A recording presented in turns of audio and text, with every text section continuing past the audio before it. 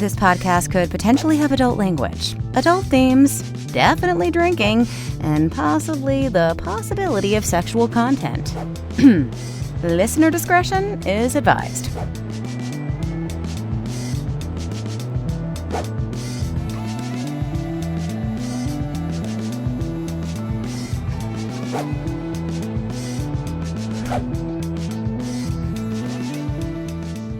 Welcome to Drinking with Authors. This is the Literary Briefs edition. I'm your host, Erica Lance. My co-host today is doing an awful lot of dancing that I don't think is being captured for the YouTube videos, but really should, is Bo Lake. And our guest today is Paige Lavoie. Woo! Woo! Welcome, Paige. Thank you. Okay, let's talk about what we're drinking, because I am mostly done. You're not kidding. I'm not kidding. I said this to Bo that this is the reason I don't drink wine every time I record the podcast, though, is because if I prepare a beverage with liquor, I have that beverage in a cup on my desk, but with wine, I'm always drinking like the bottle of wine. And I'm not going to lie. Why even bother with a cup? I have all of these wine, whatever they pour, whatever stoppers, whatever. I'm not even saying it correctly, so whatever the fuck. And I honestly cannot ever use them because I never only drink like one glass of wine. I'll bring them out when people are over at my house and we're having wine at the dinner table just to kind of like decoratively like, look, this one's a gargoyle. They never fucking use them though because I drink the entire bottle every time. I truly do not understand how you are so composed, because if I have half a glass of wine, I am silly. Well, let's start with I'm very Irish. So there's that. And I have a podcast called Drinking with Authors where at least once or twice a week I get drunk with authors. So I would like to say I don't have a problem. I might, who knows? I actually only drink on the podcast now though, which is a good thing because anyway, I am drinking Pacific Rim. And you know what I just realized? Do you remember I pointed out the flame thing earlier? Like the flames, they got lighter when the wine went away from it on the back side. That's so weird. Huh. Because I'm not crazy, right? That was much darker earlier, wasn't it? It was darker. Yeah. Okay. Anyway, Try to like breathe on it and see if it comes back. Yeah. But it was cold wine. It's not going to be breath. Oh. Let me turn the wine bottle this way. Let me see. Yeah. Yeah, no, it gets darker. It gets dark. I gotta turn it this way. It's like We're now a science cold wine. podcast. You see? Whoa. Okay. It's Anyway, very. Your science moment with Drinking with Authors. Thank you for joining us. This fucking science, man. Anyway, okay. Going back to, I'm fine. Oh, I am drinking out of, Grace and Ace gave me this glass. It says, I'm trying really hard not to connect with people right now. It's David from Schitt's Creek, which is probably my favorite rewatchable sitcom. But what are you drinking? Well, I won't tell you that I've never watched Schitt's Creek. You always hate when I say I've never watched a show, but I've never seen it. It's so good. Not watch a show. The show is epic.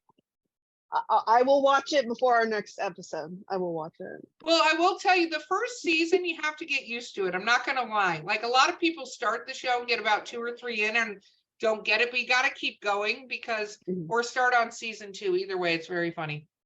Oh, like Parks and Rec, where you have to start at season 2 or else season 1. Yeah. Well, you know what? If you do nothing else, watch the Fold in the Cheese episode of Schitt's Creek. That is literally probably my favorite episode is the Fold in the Cheese episode. So, I'll watch it tonight so I can tell you about it. Well, I am drinking a chai tea latte because I have a sore throat and I thought this would help. It's not really doing the job, but I don't know if chai tea helps with that. And it doesn't because that's milk. So that was a poor choice on your. Oh, you just Ron Burgundy that shit. So milk was a bad choice. Okay. Milk was a bad choice. Paige, what are you drinking, my darling? I have a hop water. It's just a sparkling water with hops in it. It's got ashwagandha to de-stress and de-wind, and L-theanine for mood and cognitive performance. I So need some of That that. is so fancy. I could I use need all of all those of very those things. fancy. I agree, all of those things. Okay, Mhm. so are you ready for rapid fire questions? Let's do Now it. that we've Yeah. gone through science. What is your favorite book of all time? That's my answer. Have you read it? The reviews Yes, are all I over the have. place, It's one of my but favorites too. really, like the pros, you can't really find anything better than I will give you my favorite book from last year. I'm gonna cheat. Okay. I loved the book Lake's Edge by LP. I always forget her last name and I say it wrong, but LP Clipstone. It's just a beautiful gothic romance. It's YA. There's a little bit of a love triangle.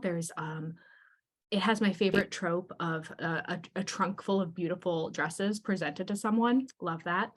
And it also has the Lord Under, and he's like a dark, kind of Sesshomaru-esque Lord of the Underworld, and we love that. Wow, very Yeah. cool. What is your least favorite book of all time?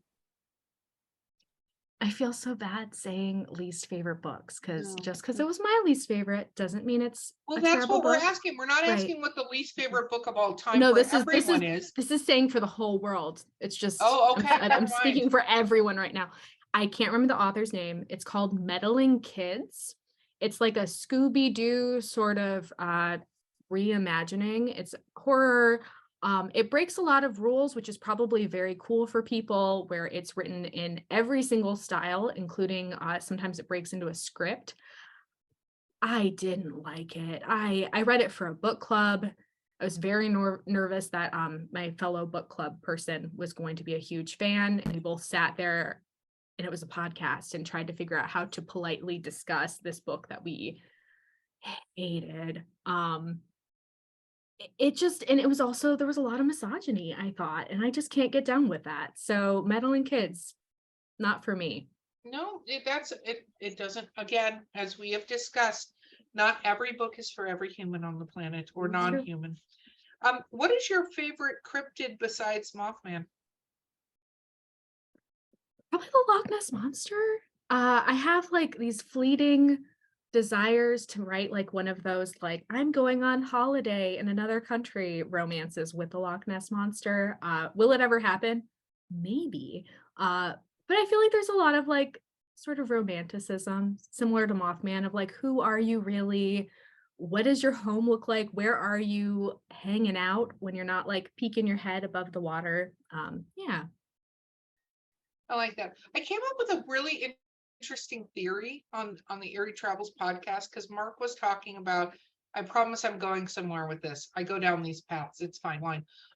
But there is a new cryptid in Florida that is a horse made out of vines, and 3 separate people have seen it in different areas. And anyway, it's being looked into now because 3 separate people who didn't know each other have reported seeing this. It was a train conductor, just a person in a car, and somebody driving a semi truck, right? And there's a lot of construction happening in this area right now. So the natural things are being fucked with, for lack of a better way of putting it. I can say it's a dope podcast. And the thing is, though, I kind of wonder how much cryptids, it's just my weird theory, and I can share it because I'm drinking, are nature guardians. Yes, 100%. I almost went that route with I'm in love with Mothman, and that's kind of what Heather thinks that Moth is for a good lot of the book. Is he really? You got to read it. But I feel that's so hard because how do we not know that there are nature guardians spread out in the wilderness that is then having like Exactly, being because bulldozed and stuff. it would explain the appearing and disappearing of them depending on where it is in the destruction, because like there's a whole thing. We did an episode on serpents, and I promise I'm not trying to talk about that other podcast, but we did an episode on serpents, and there's these 2 serpent mounds that have been found to have bones underneath them and stuff like that, but they're right near these cave systems that nobody's ever fucking explored anything about these cave systems, right? But they were worshipped by people who lived in this country before we brought ships over here. And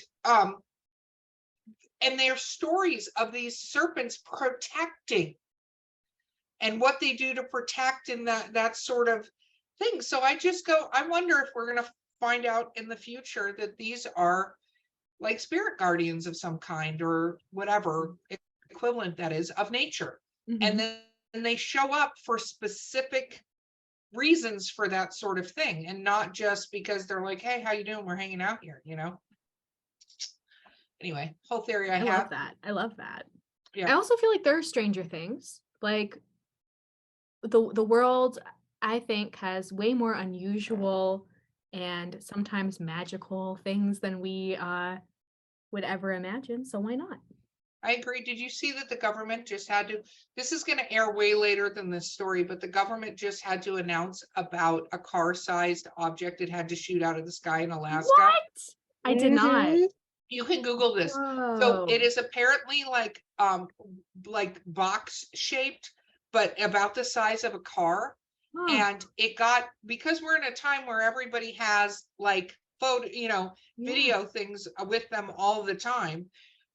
So this was recorded and the government shot it out of the fucking sky. And they went literally from routers, whatever it is, like the, news thing. The government, like there's a guy in the White House announcing that they shot this unidentified object out of the sky over Alaska. Wow. But they didn't say what it is yet. Like they didn't say. No, they just had to go because people recorded it being shot out of the sky. They recorded it being there and then being shot out of the sky. So they had to go, yep, we shot that out of the sky. I mean, they've also been like revealing a lot of things about UFOs and UAPs, like doing soft disclosure, like giving us little trickle truths to be like, this is what's happening. It's all very fascinating. My grandpa sorry, go ahead. No, you go ahead. Oh, okay. I was going to say my grandpa, who I spoke about on our last podcast recording, who was so into like Bigfoot, the boogeyman, like all of the spooky stuff, also loved UFOs. So he would, if he were alive to see this day, he would be all about this news. Like I remember being a child and him having those like self-developed darkroom photos and being like, look at this, and there was like a black spot in the sky and he's like, aliens. No, it's he would totally cross it off because it's hashtag true story at this point. Okay, back to being all about you. What is your favorite food to eat while you're writing? Ooh, probably like veggie straws, like the little chips that, you pretend are healthy but they're not, and who cares. Or I do have next to me some cookies, just like a little. I've been also doing dates stuffed with peanut butter. So I just love snacks, and I love snacking while I'm eating. Those get a little sticky though. You got to be careful if you're eating them while you're writing. That's okay. Bo was telling me about the chopsticks and Cheetos that people do. Yeah. Or tongs and Cheetos to not. I think you could do that with dates. I think you could use chopsticks. Oh, just do a little chopstick. That'd be fun. Yeah. Yeah. Or like a soup spoon. Just be like, oh my God, soup spoon. So you said you're a soup spoon, like a pho spoon, Yeah, I have those. Spoon. Yeah. So you said your favorite trope is a trunk full of dresses. What is your least favorite? What is your least favorite? Oh man. Hey, I'm drawing a huge blank right now. I know that there's one that I don't like. I'm sure there's the girl that needs a boy to save her. Yeah, that's, well, okay. I don't mind, and we do this in Mothman a lot, where they're kind of both rescuing each other a lot and being there for each other as a couple. Great, wonderful, love that. There's one, the love interest, like the forced love triangle is one that bothers me, where it's clearly he's just supposed to be a friend, or she's just supposed to be a friend, and they have a fight, like the couple has a fight, and then there's a romance with immediate romance with the like secondary love interest. That bothers me. Yeah. Or especially when there's like a kiss or something. where it's like, oh, well, this is clearly not going to work. We're not meant for each other, so I'll just settle. Don't. Yeah. I don't love that at all. No. Mm-mm. What about your favorite book that was turned into a movie or TV series? Like you thought they did a really good job with it. Oh,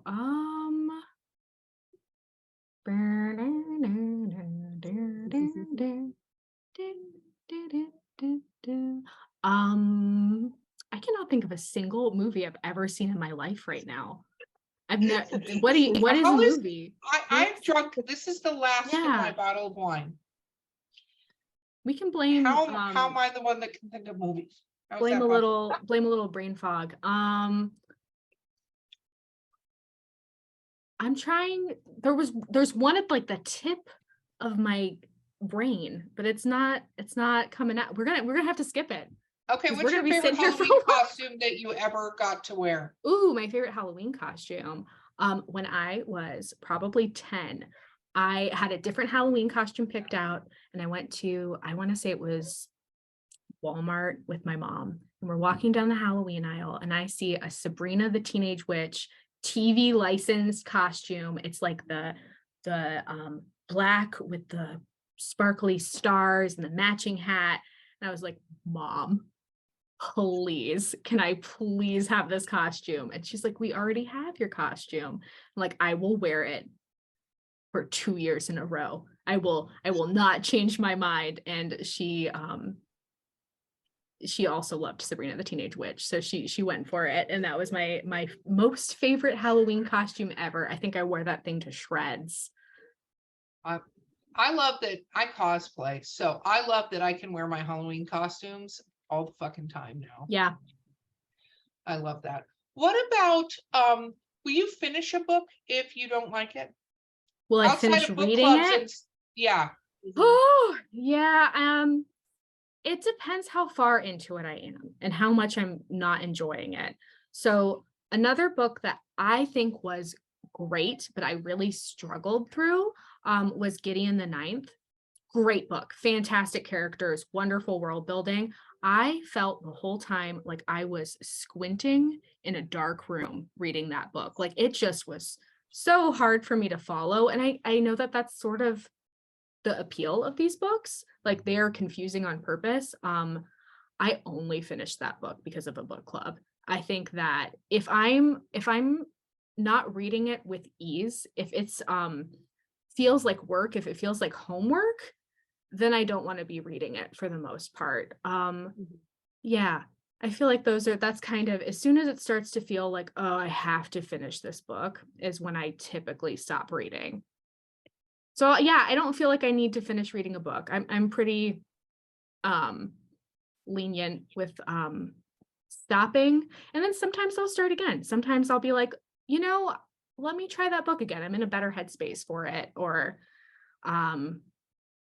there were themes I really liked. Let's see if it gets past whatever was bothering me. Do you write reviews? I don't. I do stars. Like if I'm reading on my Kindle, I'll like star one. I think I need I think I really truly think I would only review books I enjoyed. Because I can discuss what I didn't like about a book, but I don't want to be given that negative energy to other authors. So I feel though that I would like to have a burner account for reviews, have like something that isn't my author name, and be able to just like review. Why don't you create a burner account on Goodreads? I could. You could do it there.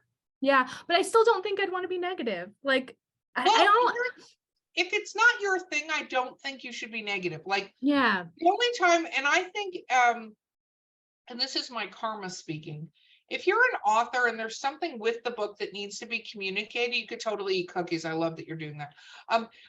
That needs to be communicated to the author about it, like, hey, you're switching tenses, like I noticed this thing, like that sort of thing, right?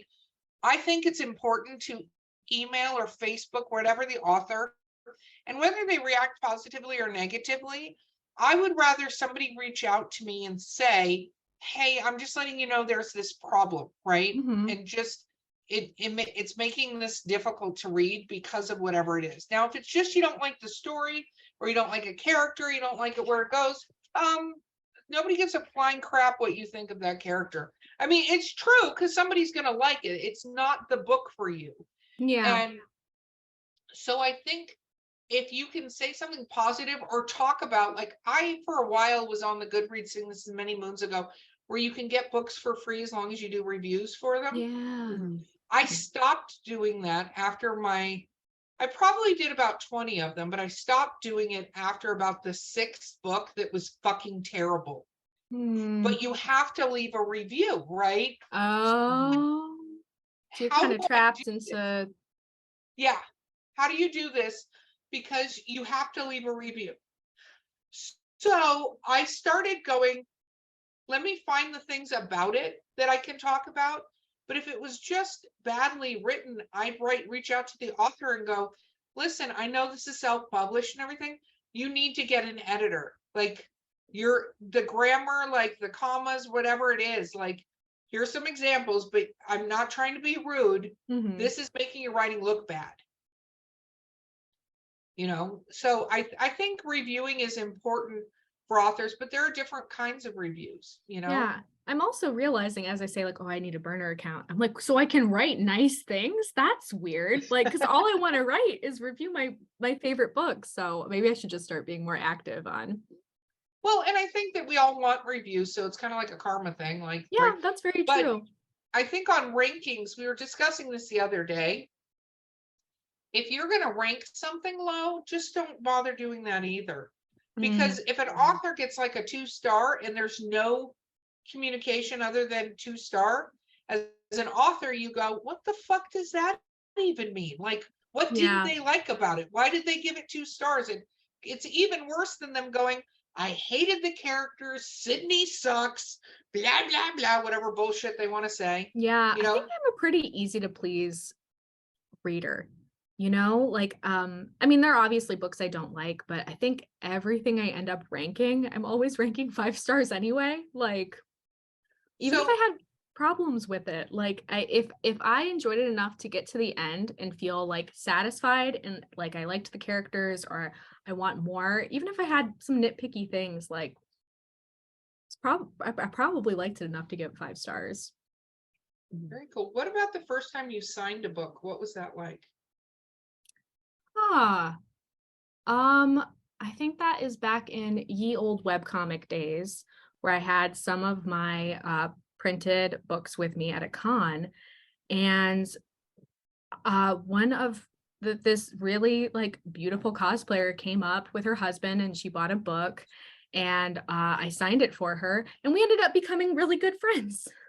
But it was I remember being so nervous that my signature was messy, because I have the writing of like an elementary school student. It's not pretty. And so I signed it and I was saying, I am so sorry. This looks horrendous, as I was signing the book. Yeah. And I had to practice my author signature. Yeah, so no, I think you do. And do you sign little quippy things with it?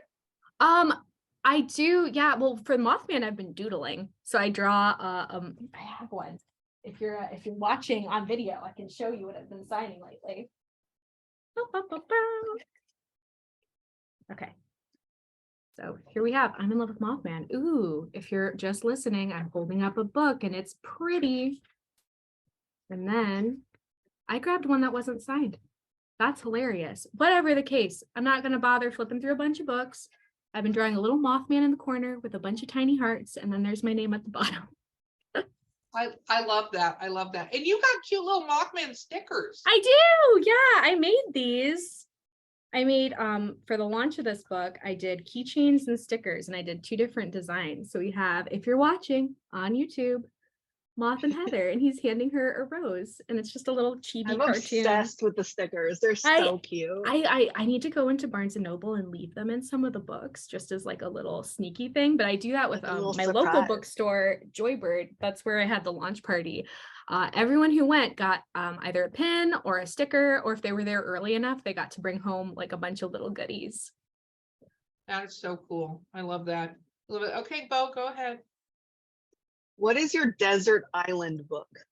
My desert, probably The Love Hypothesis. I feel like I could read that again and again just because it's so fun. It's basically Raylo fanfic, which is incredible, and who doesn't love Adam Driver? And so it's just so swoony. I love how each little like vignette of them getting to know each other and like pining for each other. I feel like the intimacy is like really realistic. And that moment at the end where he like throws a guy up against the wall, top tier. Very cool. What is your favorite weird food combination? Oh, let's see. Trying to think of anything weird I did during like pregnancy. I feel like my like food is pretty. I have a funny story about this, but it's not something I did. Okay. All right, cool. So I have a twin sister. She's wonderful. Her name is Lashes Lane, incredible burlesque performer. When we were children, we were at a sleepover party and we're raiding the fridge, as you do. And she gets out a strawberry yogurt and leftover pizza. And she's like, haha, I bet this is going to be great. And put the yogurt on the pizza and ate it. And everyone's like, ew, that's so gross. She's like, no, it's actually really good. And I still don't know to this day if she was just trying to get us to try it. But she committed to the bit. And at like 7 other sleepover parties, I'm not even exaggerating, was like, oh, I got some leftover pizza. Where's the yogurt? And had this combination. Did not find out until like years later. She was like, no, that's disgusting. I was just messing with you guys. Why would you do that? So that's a apparently secretly delicious food combo, yogurt and pizza. Yeah, or not. Yeah, not. We all found it wasn't. So gross. It's really gross. I probably tried it. Well, I think that's a sisterly thing to do, is help commit to the bit with your sister. I think I said it was gross. I wasn't like, oh yeah, guys. Be like, yeah, we eat that every Friday. It's so good. If she would have coordinated with me, we could have been. That's crazy. Well, I just had a question and it flew out of my head. Give me a second. What is your Starbucks order? Oh, I have been doing a oat milk latte with sugar-free vanilla syrup. So it's whatever, you know. It's a job done. Yeah. It does. Did you know that there's secret? I don't want to say secret. I'm gonna fix that word. Okay. There is a not published Starbucks menu. Oh yeah, the secret menu. Which that the baristas hate. They hate it so much. Which I found out because I have a couple friends that have been baristas and are baristas, and my son-in-law was a barista, and they no, they don't like that. Don't do that. They're not big fans. I've been making my own lattes at home. That's what for our previous podcast I had a lavender vanilla latte, because it changed my life that I realized that electric milk frothers are about $30 and you can just buy a bunch of flavoring. And so I haven't been using espresso. I do like half coffee, half foamed milk, and then a fun flavor. So I had a pistachio latte the other day. I've done like lavender and vanilla and honey, and it's life-changing because I love fancy You just use coffee. those syrups, like the Tawny syrups. Okay, first of all, for those not watching, you should watch Bo do the syrup gesture. This is because it's like a little head pat. It's close to the dancing gesture that, well, it's like a pump. That's why I did this, because you pump the No, syrup I got it. I got what up. it was referencing to. I just want those listening to understand all the shit they're missing by not watching the YouTube. I do feel like it seems like Bo and I are very visual speakers, so you should be just watching us on YouTube at this point, because we're like half of what we're saying, we're communicating through the art of dance. So yeah. Oh, what is your favorite song to dance to? What is the song that comes on? I'm coming up with all kinds of weird questions now, Bo. I'm throwing you. I know this is a new one. A song that will get you to go to the dance floor, like you hear it and you're like compulsively need to go dance? Okay, so when I was in my youth and hitting the club, it would have been like at a goth night, This Charming Man by the Smiths. As soon as that like came up, just like everyone on the dance floor. Now if I'm listening to music in my kitchen, like rocking out doing the dishes, it's probably I've been having a big like Ricky Montgomery moment, or Mitski, like which not no, Washing Machine Heart's pretty dancey, like or there's another one. This is it feels very like garage rock where it's I cannot remember the name of this song. It's something I found on TikTok. I believe it. I think there are certain songs that when they start, I'm one of those like sing anywhere. I'll fucking sing in Walmart. Like me and my friends used to joke because I feel like you can do almost anything in a Walmart, like literally almost anything, and it's fine. Like you can bust out into song in a fucking Walmart. Yeah. And so we would do that, but I think there are certain songs that you like have to sing. I don't care where you are, even if you're like somewhere and you're like under your breath, like you have to like sing them or you have to dance to them. Like if they play at a wedding, you're like, oh my God, that's my song. I found it. It's Cloud 9 by Beach Bunny. It is so fun and peppy and like very like love. Like it's like a cute little love song. It reminds me of my husband. I love it. I love that. I love that. Okay, Bo, you ask one and I'll do the final one. What is a genre of book that you like that someone would be surprised to find out? I feel like there are people who see kind of the bubblegummy nature of my personality and are surprised about the paranormal romance. If you know me, you're not surprised at all. Or if you see me out and I'm in like a Frankenstein shirt, it's very obvious that I feel like everything I read is very obvious. But trying to think if there's anything I've only read like 2, but I enjoyed a cozy mystery that I read once for a book club. It was like an 80-year-old woman going on a road trip and setting up like her daughter figure with somebody, and it was very cute. But I don't read them super frequently. I do read a lot of Organize Your House books recently, and that's just me just trying to get my life together. Yeah. Hashtag that is a goal for all of us all the time. Yeah, I was talking to my stepmom about that actually, because you have the subtle art, the tidying up and things. There's all these books, and there's a Swedish one where I think it's Swedish, and it's a book where, and this is a wine kicking in, where you clean up your house as if you're gonna die. Oh my God. Yeah. So the whole concept is like you clean the house, and I swear to God, I'll think of the name of this right when this podcast is done.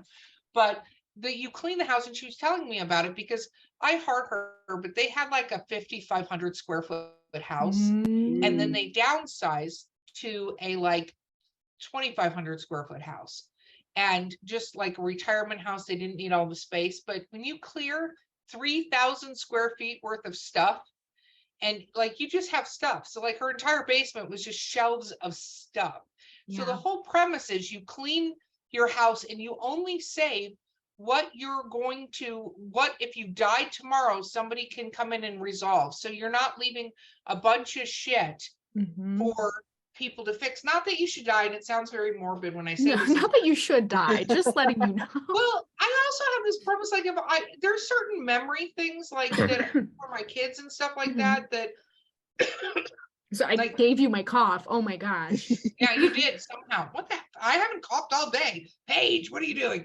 But like there's certain things, but I realized like I had boxes of stuff that I was saving because it was a memory. But when I sat back and looked at it, I went, what am I it's sitting in a box for like years. Like when we moved to North Carolina almost 2 years ago, I literally looked at the stuff and I'm like, I haven't touched this in like 6 or 8 years. Like it has a memory attached to it, but all I'm doing is keeping it in a box in a room. So now I'm going to have to move it, find another place to move it to. And I'm like, nope, I'm getting rid of it. So that's something so wonderful about having a twin sister and cleaning out my closet. I can be like, what do you want? Like, somehow our shoe sizes are different though. And so I went through my shoes and I was like, hey, apparently my feet got flat while I was pregnant. Would you like any of these? And she's like, oh, I'm actually a 7.5. I'm an 8. So rude. So rude. Well, here's my clothing theory. Besides my cosplay costumes and a couple like fancy things, I at January 1st go in my closet and turn all of my hangers around backwards. And then the next January 1st, anything that's still backwards goes in a fucking donation bag. That's smart. Like, I don't care. I don't even look at it. If it's backwards, I just take it off the hanger and put it in a donation bag. Yeah. Because I've not worn the stupid thing in a year. One entire year. So out. It's out. It's gone. Anyway, okay. My final question to you, as we got on an entire tangent there, is this. What movie do you watch, or like if it comes on, or do you go out, like what is your comfort movie that you love watching? You'll watch it anytime it comes on. I love, it's not a movie, it's a TV show, so I'm cheating a little bit, but The Curious Creations of Christine McConnell. She is just such an incredibly creative woman, and she's got a YouTube show where she makes a bunch of things, and it's more like crafting based, and it's so cool.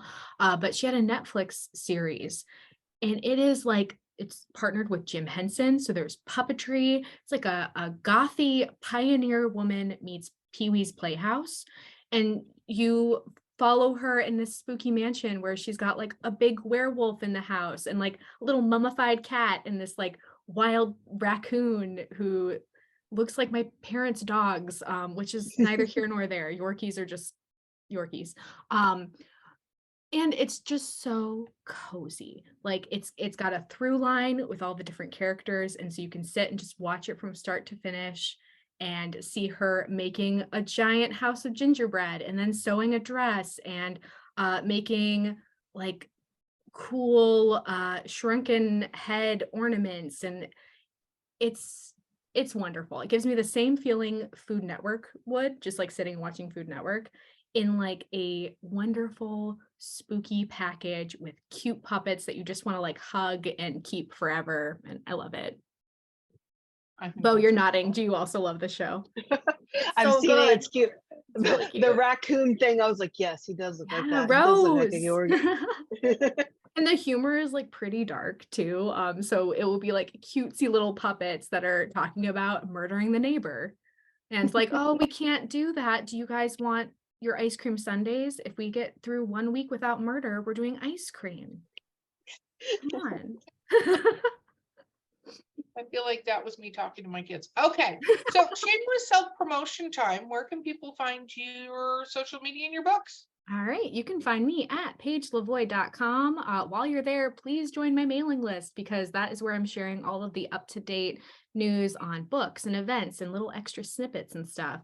On social media, I'm Mrs. Paige Lavoie, and my books are wherever books are sold online. I'm in Love with Mothman is the one that's currently out, and it is a whole year full of fun releases, including the second in that series. So definitely follow, and yeah, stick around for more very cute, cozy, with a hint of paranormal stuff from me.